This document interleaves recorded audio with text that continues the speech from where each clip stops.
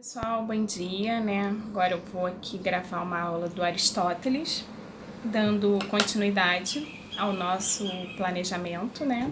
A gente passou aí pela introdução ao pensamento filosófico, mito, período pré-socrático, depois chegamos no período socrático com a maiêutica de Sócrates, com o idealismo do Platão, e agora estamos fechando o segundo período da filosofia grega, que é o período socrático, com o nosso último pensador, que é o Aristóteles, né? Que está aí nessa imagem aqui, nessa escultura, nesse busto, né? Que é uma peça extremamente rara, que está no Museu de Orsay, em Paris.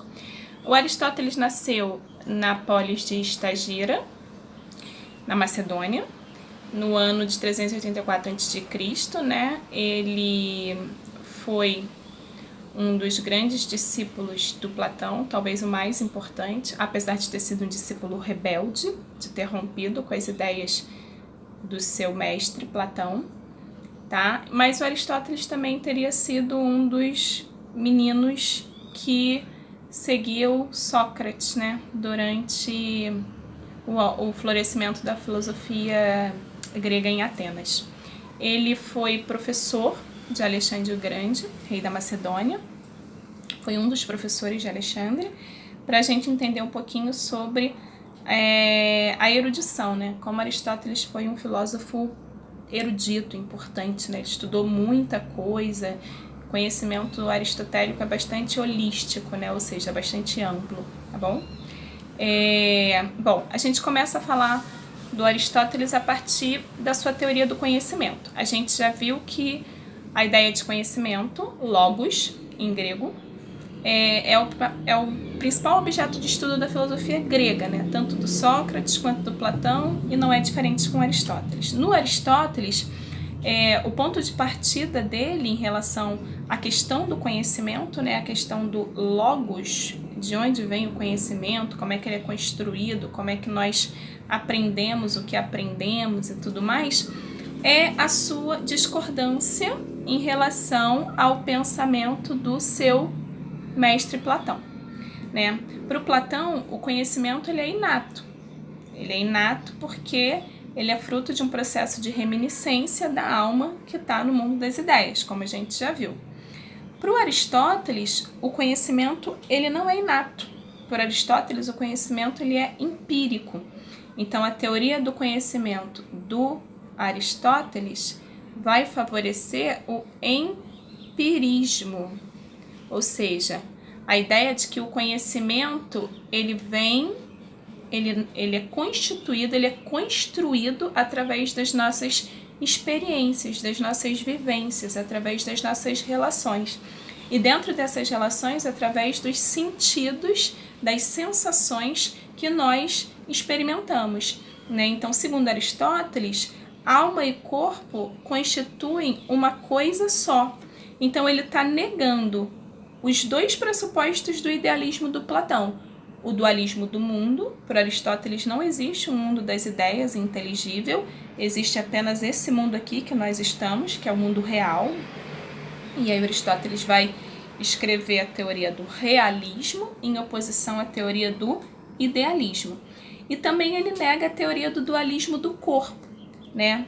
Para ele, o corpo não é dividido em duas partes. Não existe um corpo físico, como Platão, que é invadido por uma alma que vem do mundo inteligível. Para Aristóteles, alma e corpo constituem uma coisa só, né? Único, né? E ele vai defender, no pensamento dele, do Aristóteles, que o conhecimento ele é percebido. O conhecimento é sempre fruto de uma percepção. E essa percepção só é possível através dos nossos sentidos, das nossas sensações, tato, olfato, visão, audição. Então, esses sentidos, quando eles são colocados em prática por nós, esses sentidos formam a ponte que nos vão levar ao conhecimento. E ele chama todo esse processo de razão. Então, para o Aristóteles, o conhecimento racional ele é fruto da percepção através dos nossos sentidos. Vai ficar mais claro no decorrer da aula, tá bom? E aí, um pouquinho para a gente compreender, né, esse trecho aqui, que está num livro muito importante que eu vivo indicando para vocês, que é o Mundo de Sofia, né?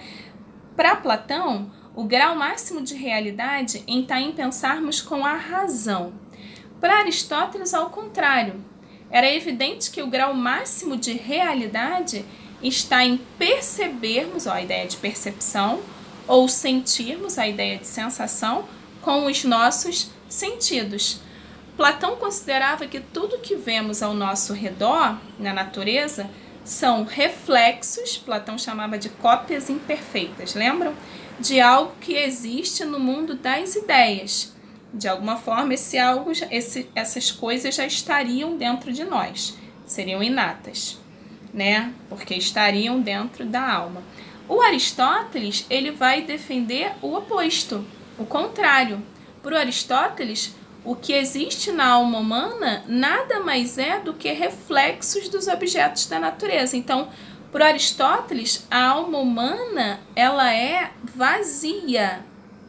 E ao longo da vida, ela vai sendo preenchida através desses reflexos que nós vamos tendo dos objetos da natureza. E como que a gente vai tendo esses reflexos? Quando a gente entra em contato com os objetos da natureza. Então, quando a gente entra em contato com o sol, o reflexo do sol, esse contato, sentir o sol, olhar o sol, sentir o calor do sol, vai nos fazer conhecer a ideia de calor. Mas eu só conheço a ideia de calor depois que eu experimento a ideia de calor. Ela não está inata na minha alma, na visão do Aristóteles. Logo, para o Aristóteles, Platão foi uma espécie de prisioneiro da sua própria caverna, um prisioneiro mítico do mundo, né? Que confundiu as ideias dos homens com a realidade do mundo. Então, Aristóteles vai negar todo o idealismo platônico, tá bom?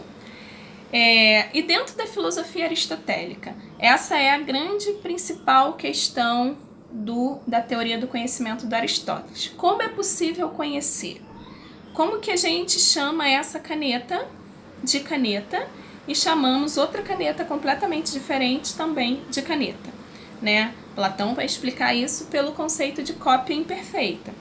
Mas o Aristóteles, ele vai dizer que não, que na verdade o conhecimento ele é um processo, ele tem várias etapas e inicia-se da seguinte maneira: a gente sente as coisas, nós seres humanos temos 5 sentidos, né? Tato, olfato, visão, audição, paladar. Nós sentimos através desses sentidos, transformamos essas sensações em experiências, em vivências, e ao transformar em vivências, em experiências, nós formamos os conceitos, né? Então, como é que eu crio o conceito de escrever? A partir do momento que eu experimento escrever, né? E a minha experiência escrever, ela está precedida, ela está antecedida de várias sensações. O segurar a caneta, sentir o peso da caneta, a textura da caneta, do papel e etc. Para Aristóteles, essa é a fórmula. A gente tem sensações que se transformam em experiências e que produzem conceitos. Tudo isso é construído na relação com o outro.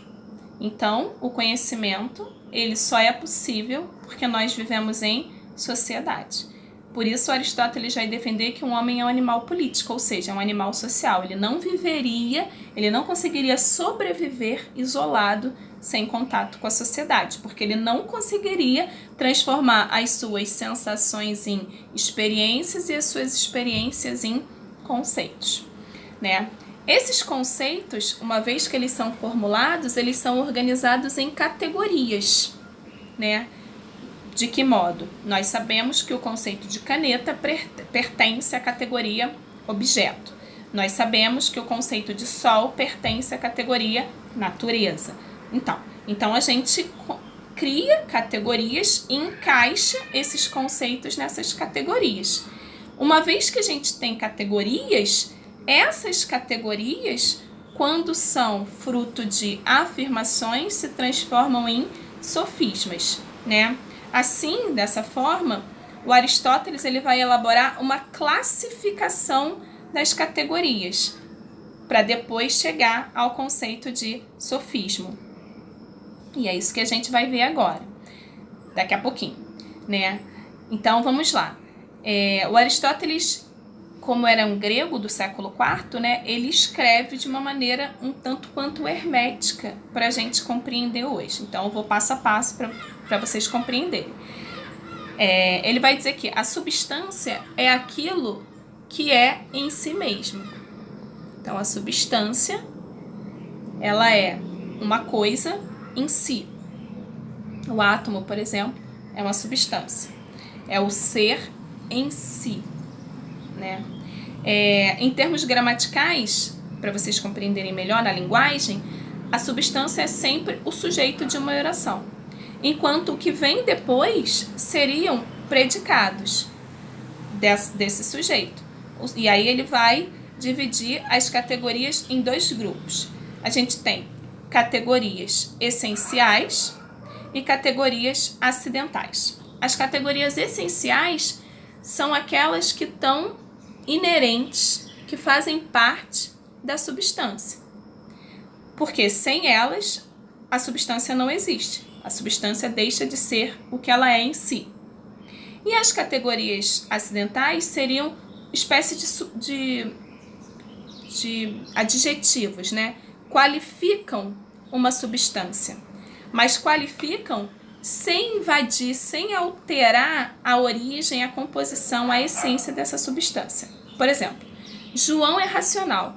João é a substância, é a coisa em si, é o ser em si. João. Por que João é o ser em si? Porque João é o sujeito da oração. João não depende de nada antes nem de nada depois. João é racional. Racional é uma categoria acidental, porque eu estou qualificando João. Mas está doente. Desculpem, João é uma categoria ainda essencial. Por quê? João, o fato de João ser racional significa que se João é a coisa em si é racional, o ser racional faz parte do João. João não consegue existir se João não for racional. João é humano, também faz parte da essência de João, né? Aí aqui vem o predicado, mas está doente. Então, nesse momento, João está doente. Essa categoria é uma categoria acidental, porque ela pode sumir daqui, ser substituída por feliz. João estar feliz. Então, Aristóteles vai construir a sua teoria do conhecimento com base na linguagem, né? Bom, Aristóteles vai dizer que é assim que nós conhecemos o mundo. A gente conhece o mundo organizando as palavras, organizando as categorias, dividindo as categorias em substanciais, essenciais de um lado e acidentais, contingenciais de outro lado, né? Dessa forma, nós vamos elaborando raciocínios corretos sobre o mundo. Esses raciocínios que ele chama de silogismos. Então, o que seria esse silogismo? Quando a gente relaciona as palavras adequadamente, de modo que a gente consegue formar uma proposição, uma ideia, que por sua vez se configura em um silogismo. Do grego, o silogismo é uma palavra grega que significa um raciocínio que segue uma estrutura de pensamento lógico. E por conta disso, a gente pode defender como um conhecimento verdadeiro. Então, percebam, antes da gente entrar no movimento, na filosofia aristotélica, o processo de aquisição do conhecimento está relacionado à construção de palavras, à construção de conceitos. Mas esses conceitos só são construídos na medida que nós, seres humanos, através das nossas sensações, dos nossos sentidos, transformamos esses sentidos em experiências. E essas experiências, para a gente conhecê-las, a gente precisa nomeá-las. Então, o que é o conceito? O conceito nada mais é do que nomear uma experiência. Quando eu falo, por exemplo, amor. Amor é um conceito que nós criamos para nomear uma experiência de estar feliz, apaixonado e etc. Tudo bem? Diferente do pensamento platônico. Para o Platão, tudo já está dentro de nós. Tudo já veio na nossa alma do mundo das ideias. Então, o empirismo aristotélico, que é baseado na experiência, é o oposto do inatismo platônico, tá bom? E aí a gente resgata agora a tese do movimento. O Aristóteles, ele retoma o debate iniciado pelo pré-socrático Heráclito, aquele debate que a gente acompanhou entre o Heráclito e o Parmênides, onde o Heráclito vai defender que o cosmos, né, o universo, está em constante movimento, com aquela máxima dele de que não se pode se banhar no mesmo rio 2 vezes, né? Porque quando você for se banhar pela segunda vez, o rio já não é mais o mesmo e você também já vai ter vivenciado outras experiências e não é mais o mesmo. O Aristóteles, ele resgata essa ideia do Heráclito e ele defende o Heráclito. Ele diz, olha, o Heráclito estava certo. O mundo, o cosmos está num constante movimento. Aliás, o conceito de movimento, a categoria de movimento é sinônimo da categoria universo. Mas ele vai dizer para o Heráclito que ele não explicou as causas desse movimento. Ele não sustentou a sua tese do movimento. E é isso que o Aristóteles vai tentar fazer, explicar as causas desse movimento. E isso o Aristóteles vai chamar de teleologia. O que é uma teleologia? Logia, estudo, e teleo, que vem de teleológico, né? Finalidades. Então, a teleologia é o estudo das finalidades. É o estudo das finalidades. É o estudo do... Não tem nada a ver com Deus, tá? Não é teologia, é teleologia. É o estudo das consequências, das causas e das consequências de algo.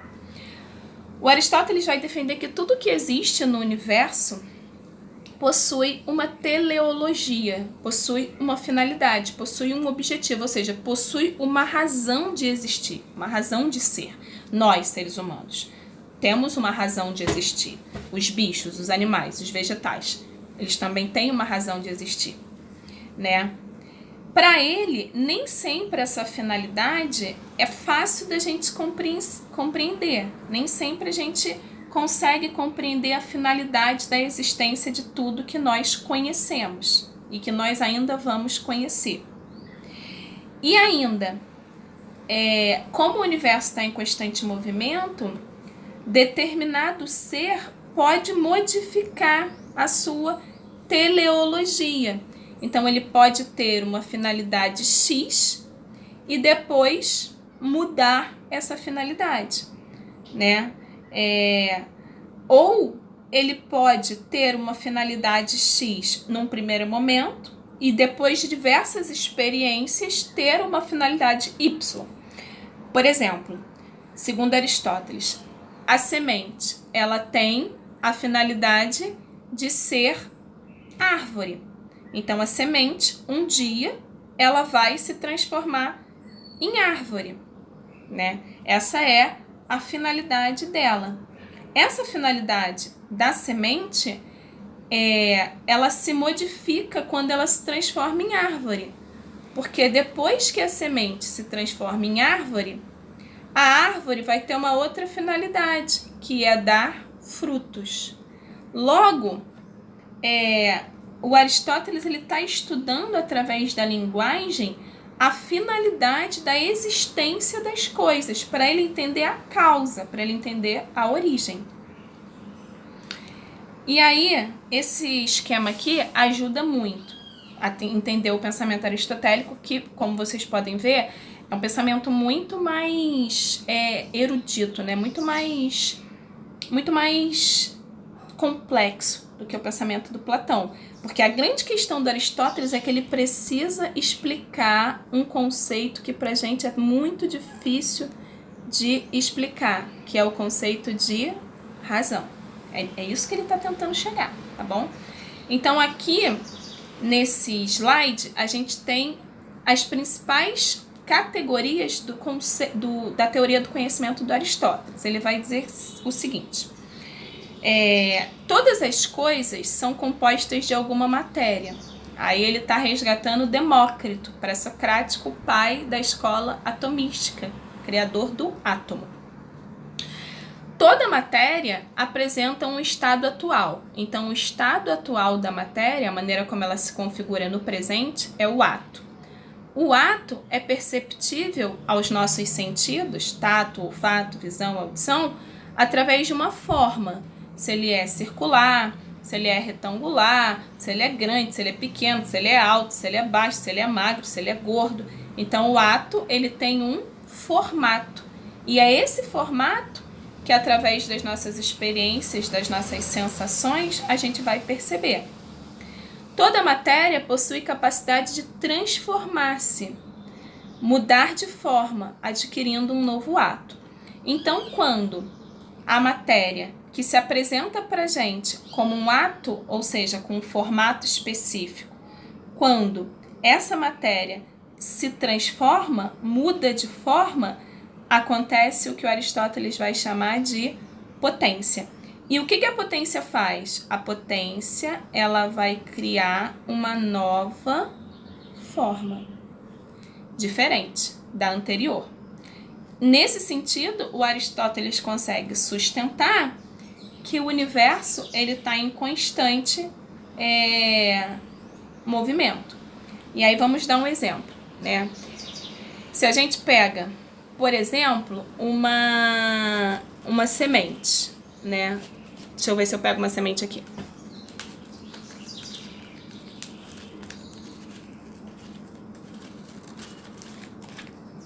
Melhor, essa flor. Uma flor. Essa flor, ela é uma coisa e composta de matéria, sei lá, ou plástico, porque é uma flor artificial. Numa visão aristotélica, o estado atual dessa matéria, o ato dessa matéria é assim. Como é que nós reconhecemos isso? Vocês vão dizer, é uma flor. Se apresenta pra gente com o formato de um conceito que a gente conhece, que a gente conceituou em algum momento como flor.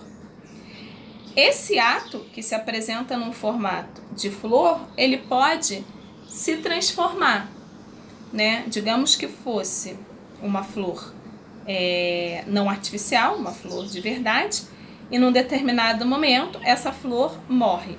E quando ela morre, ela vai perdendo as suas pétalas. Nesse momento, o formato que ela se apresenta pra gente, quando perde todas as pétalas, não é mais de uma flor. Ou pode até continuar sendo, mas é uma flor com formato diferente. É uma flor com uma categoria acidental. Qual categoria acidental? Está morta. E ao morrer, o ato dessa flor se transformou. Ele adquiriu uma potência. Essa flor se apresenta com uma nova forma, com um novo formato, que é está morta. Então, para o Aristóteles, o conhecimento ele é assim. Ele acontece na passagem de um ato até outro ato. Ou seja, o conhecimento ele acontece quando ocorre uma potência, né? E o que seria a potência? A potência é sempre a transformação. A transformação, a potência é a própria ideia de movimento. Então, quando ele diz lá que o Heráclito estava certo, que a gente não pode se banhar no mesmo rio 2 vezes, porque na segunda vez que a gente for se banhar, o rio adquiriu uma nova potência, ele já se transformou. Ele não é o mesmo rio. E nós também já nos transformamos. Não somos mais o mesmo ser humano, né? E aí o Aristóteles chega finalmente à sua teoria das 4 causas. O que seria essa teoria das 4 causas? Isso cai bastante no Enem. Ele está tentando explicar como que nós adquirimos o conhecimento.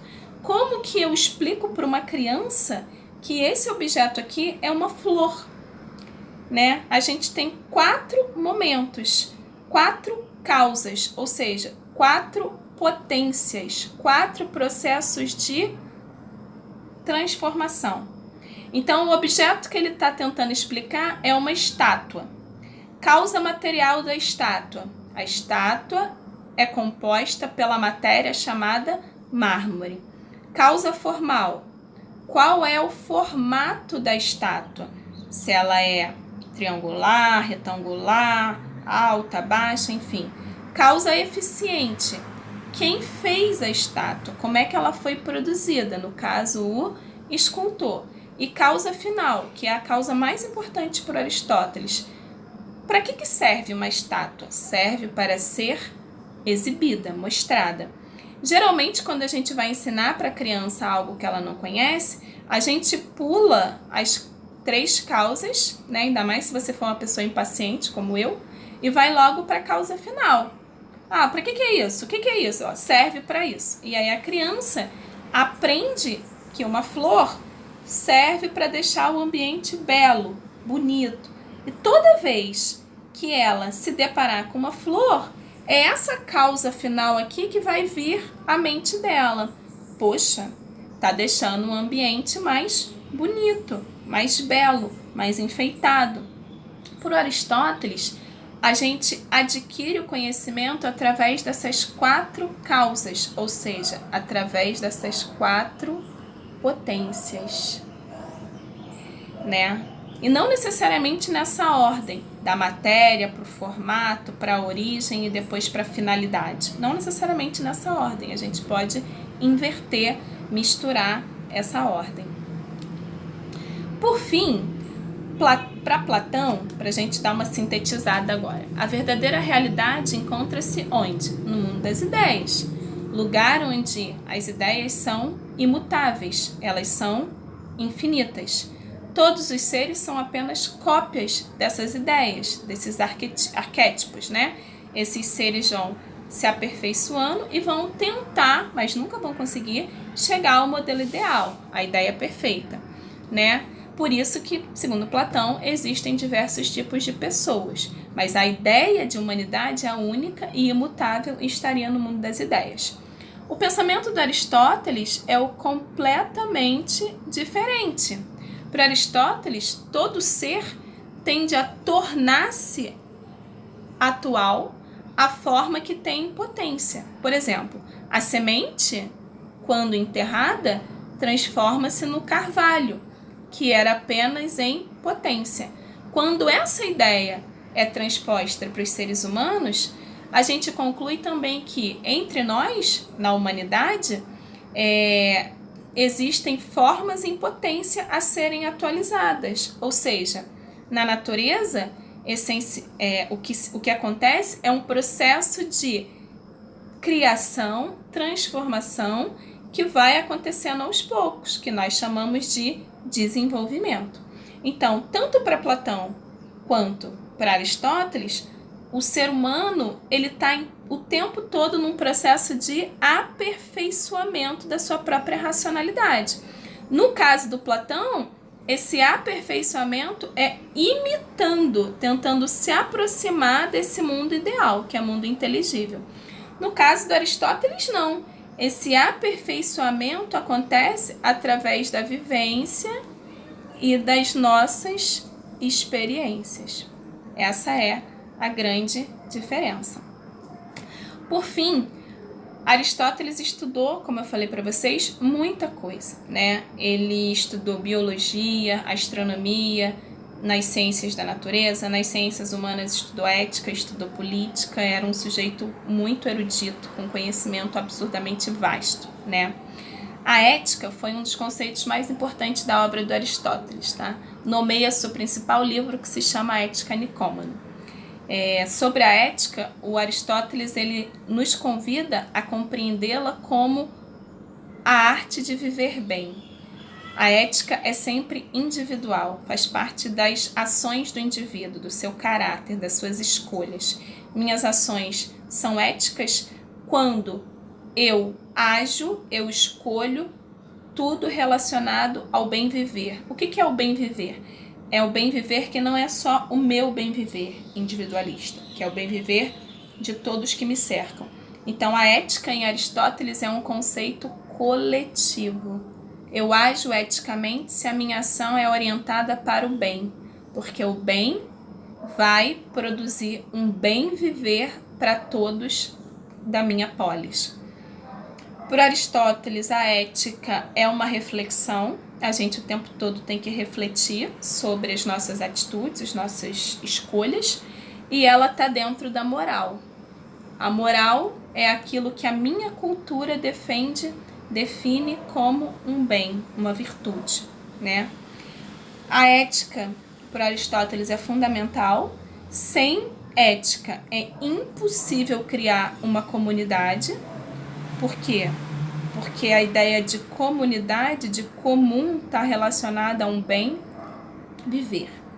E ele aplica a sua teleologia, o seu estudo das finalidades do ser humano, da finalidade da flor, da finalidade das coisas, da natureza, da physis, ao debate ético, onde a finalidade da polis é produzir um bem viver, um bem maior, que ele chama de supremo bem em alguns textos. E para isso é necessário que os indivíduos que constituem essa polis ajam eticamente, ou seja, suas ações precisam ser voltadas para o bem, né? Por que ele acredita nisso? Porque para ele o ser humano é dotado de razão, é o único animal dotado de razão.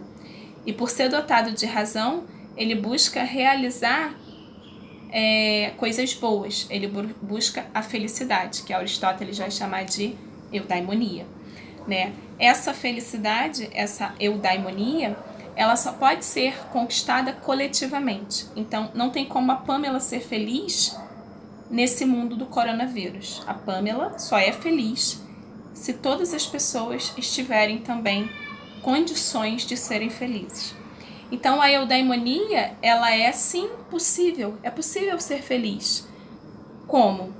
Porque nós somos virtuosos intelectualmente, porque nós aprendemos o saber, o conhecimento através da educação, através da experiência, e porque nós somos virtuosos moralmente, porque nós podemos agir no cotidiano, no dia a dia, através da virtude. Mas além disso, ele defende o conceito de justiça. O que seria a justiça no pensamento aristotélico? Um equilíbrio entre o excesso e a falta. A justiça é uma virtude. O sujeito virtuoso é aquele que sempre busca o meio termo, sempre busca equilibrar a balança. Por isso que na Grécia Antiga o símbolo da justiça era uma mulher segurando uma balança onde os dois pratos estavam o tempo todo simétricos, em simetria. Então a generosidade é uma virtude. A avareza é falta de virtude, porque não está relacionado ao meio termo, ao bem comum, a um bem maior. A prodigalidade é um excesso de virtude e para Aristóteles é ruim. Por quê? A virtude em excesso ela é negativa. A virtude também, tudo tem que estar equilibrado, porque a virtude em excesso transforma essa pessoa, trazendo um português bem atual, numa pessoa tapada, não sabe dizer não, que só pensa nos outros e muitas vezes esquece de si mesmo, por exemplo. Bom? E por fim, no Aristóteles, o conceito de ética está o tempo todo relacionado a uma melhor vivência entre os seres humanos. Então, a ética é o passo para alcançar felicidade, eudaimonia. E isso aplica-se à política. Política, que vem da palavra polis. O que é a política em Aristóteles? É a maneira de administrar o poder para produzir um bem viver Então, a política é aquilo que permite o bem viver da polis. No pensamento aristotélico, a gente vai ter a política como um desdobramento da ética. Não existe política sem atitudes, ações éticas. Aristóteles não viveu a nossa sociedade, né? Ele com certeza diria que a nossa sociedade é degenerada. O homem é um animal político, naturalmente social, só consegue sobreviver em sociedade. E essa sociedade, ela precisa agir o tempo todo orientada para o bem. A felicidade verdadeira é a felicidade coletiva, é a felicidade do grupo, como eu falei anteriormente. O governo político da polis é aquele que consegue produzir um bem comum, que não age de modo patrimonialista, personalista, clientelista, que não desvia dinheiro público, né? Que não age de modo privilegiando o seu próprio bem, né? Porém, Aristóteles, lá no século IV, já dizia: é necessário que a gente vigie, é necessário que os cidadãos vigiem o seu próprio governo, fiscalizem, né? Para que esse bem consiga estar sempre em prática. Aristóteles, assim como Platão, defendeu a escravidão, né, como algo natural. O escravo como uma propriedade privada, sim, fundamental para a base econômica da época. E, mais importante, o escravo, ele precisa existir para liberar os homens livres para o ócio criativo. O que é o ócio criativo? A arte, o esporte, né? As Olimpíadas gregas, para Aristóteles, seria o ócio criativo.